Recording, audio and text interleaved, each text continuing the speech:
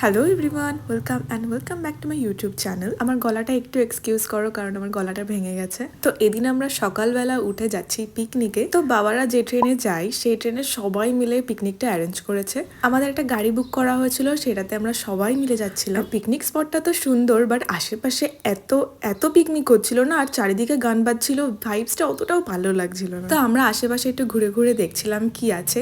জায়গাটা বেশ সুন্দর, আর এই স্পটটা বেশ আমার ভালো লেগেছে। তো ভাবলাম মাকে কটা ভিডিও করে দিতে বলি। আর সকালের ব্রেকফাস্ট থেকে লাঞ্চ পর্যন্ত খাওয়া দাওয়া সব ওখানেই ছিল।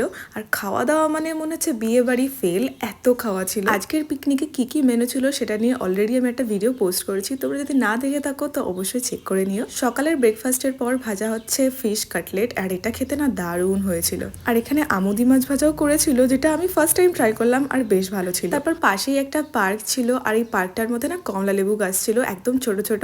তো আমি একটা চুরি করে নিয়ে চলে এসেছি, আমার এত কিউট লেগেছে। তারপর সবার সাথে গল্প করার পর লাঞ্চটাও সেরে নিলাম। দেন বিকেল নাগাদ চলে এলাম আমরা বনগাঁতে। তো আজকের ভিডিওটা এই পর্যন্ত। ভিডিওটা ভালো লাগলে একটা লাইক করে দিও।